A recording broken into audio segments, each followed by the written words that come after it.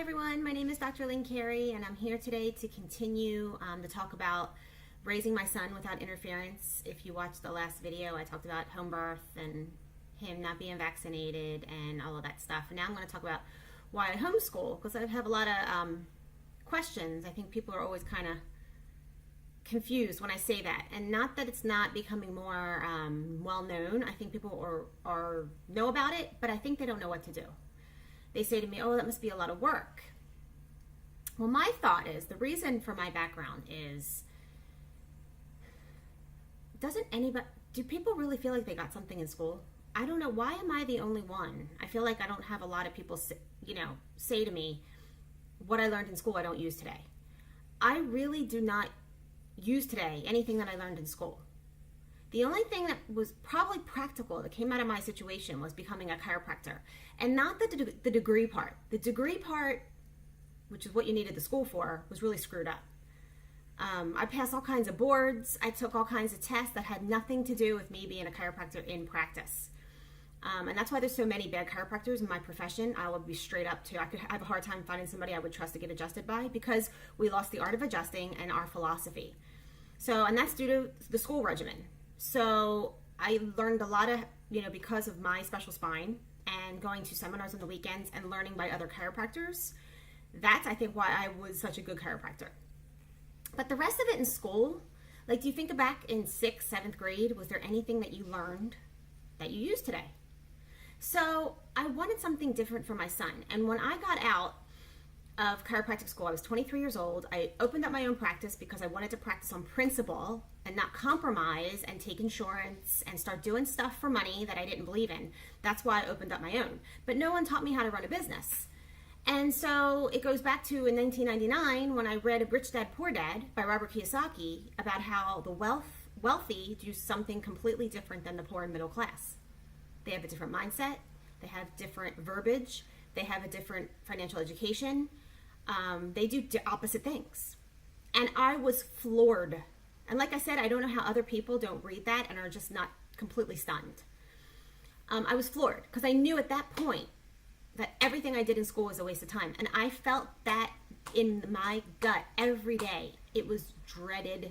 I hated school. It was like every night I would just sit there and like, oh God, I have to get up and start another day tomorrow. And the whole time being in the classroom, those 8 hours, so 6 or 7 hours, whatever it was, I would sit there and stare at the clock, and it was like time never moved. The anxiety of those years, of those 12 years plus college, it was horrendous. And then to come to the point after graduation and reading Rich Dad, Poor Dad and realizing, because I thought I went to school to be successful. I get out to get supposedly a good job and you start making money. And then when I realized how money flows has nothing to do with a job, and that I was never taught any of this in school, I thought, this is insanity. So I was like, no way am I putting my son through that. So I was kind of not sure how to do a homeschool. So I contacted the state that I was in, and I said, look, I'm going to homeschool. I was going to register him. And I shouldn't even have registered him at this point. But at that time, I was trying to play by the rules. And because I thought if he ever wanted to go to school, let me just keep the connection. And I asked them if they had a curriculum to follow. No curriculum. It was a free-for-all. I'm like, yeah, you have a curriculum in school. My taxes are paying for your public school system, but you have nothing for me to follow. No. Okay. So I basically just have to, because I signed him up, I started the process. I have to say that my school is open for 180 days a year. In the beginning it opens and at the end it closes. That's it. So I just started going to Barnes & Noble, and I would get books that said what a kindergartner needs to know, what a first grader needs to know. And they had subjects in there, and we would do a couple of pages every day of each subject, a couple times a week. And then my son was just naturally drawn to different activities. He was very social. I didn't have to worry about that. He would go to a park and make a friend with anyone, anytime. And he did everything. He did, I signed him up for a private art lesson every week. And she was amazing because she let him express himself. She learned that you can express your emotions through art, follow your inspiration, follow your creativity.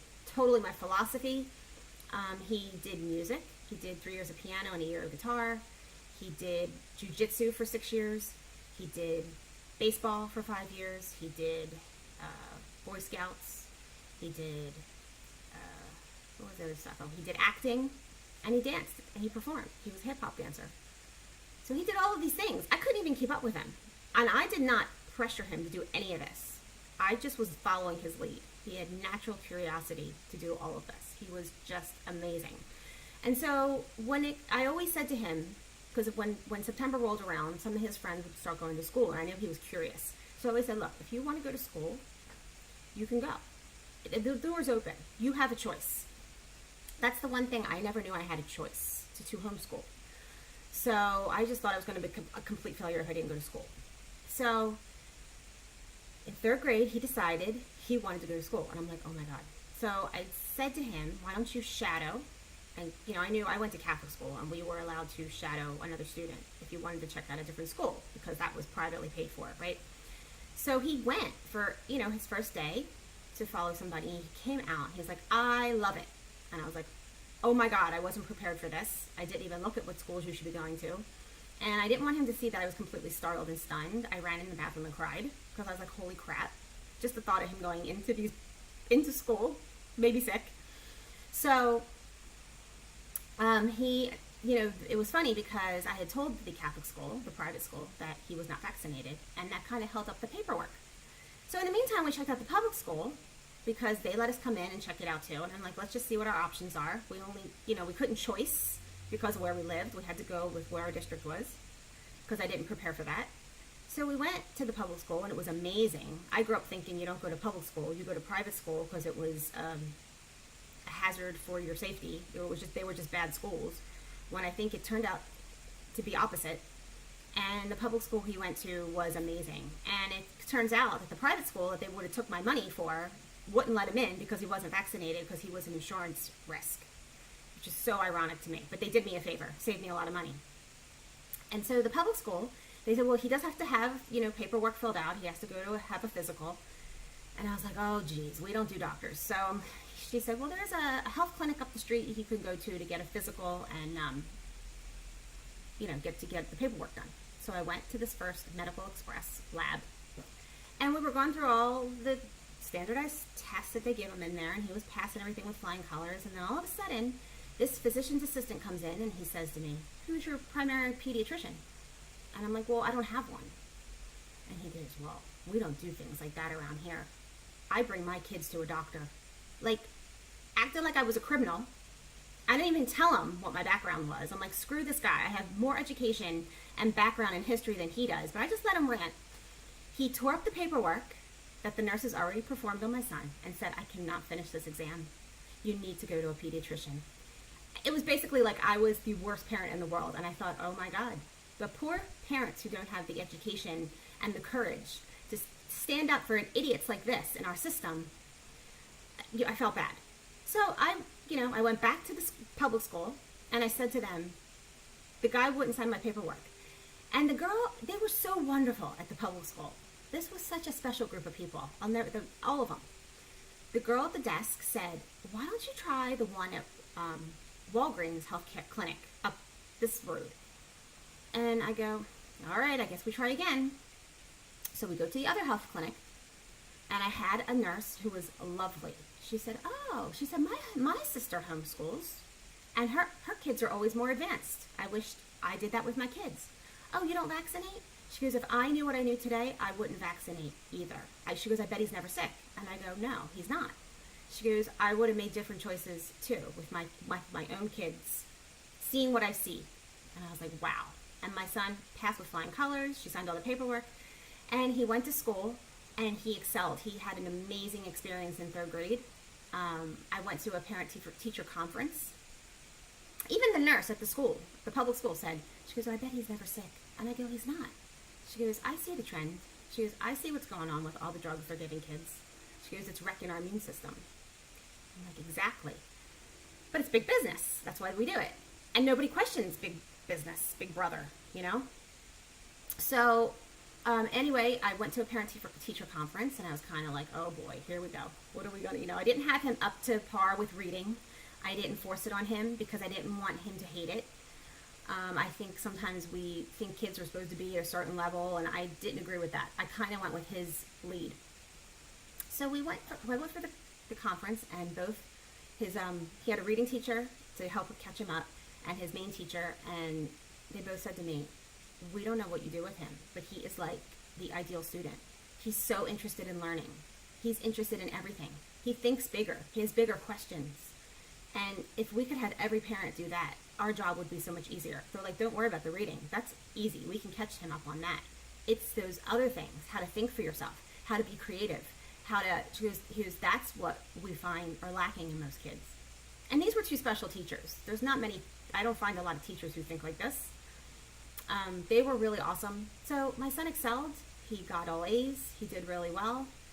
And there was only 18 kids in the class. Then he was kind of getting a little tired because that schedule's brutal, 8 to 4 every day. And I said, "Well, I think you like too many things of it. I think you should stay with it." So he went to 4th grade. And the classroom size went from 18 kids to 27. And then the teacher was different. She wasn't a good teacher.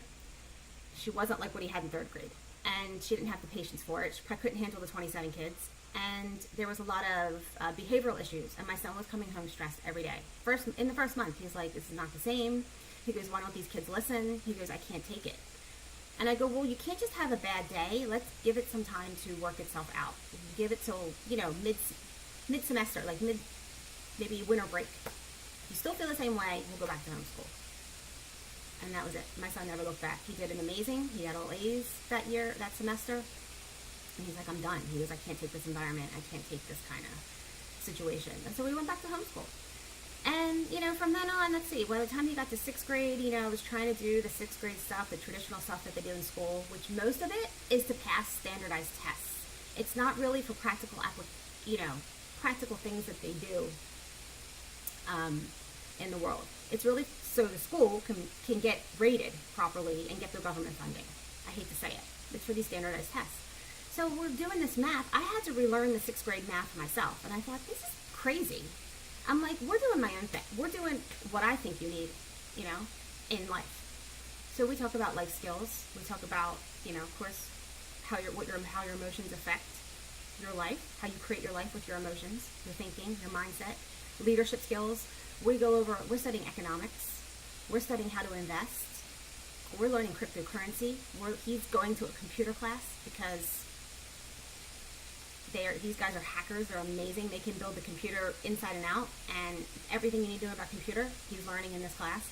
He has a homeschool group where he socializes, they play, they have park day, and it's just amazing. And because of the internet, everything's at your fingertips, whatever you want to, your child to be exposed to. And if he wants to focus in one area more than another, we can find that information, and he can, follow that lead. So that's pretty much what homeschooling is like. I am letting him follow his own lead, his own guidance, follow his interests, and learn really financial and life skills and what you need to be financially independent in the world. My goal is to have my son financially independent by the time he's 18. Then if he wants to take college classes, that's great. If he wants that experience, if he wants to travel the world, if he wants to get a job, to have that experience or to follow an interest in something because he enjoys it, that's great. But it's not because he's tied to school debt. He's not tied to bills that the job barely pays for. He will be free, which our school system does not set you up for. So if you have any comments or questions, please feel free to leave them below. Please like and subscribe if this interests you, and stay tuned for my next video.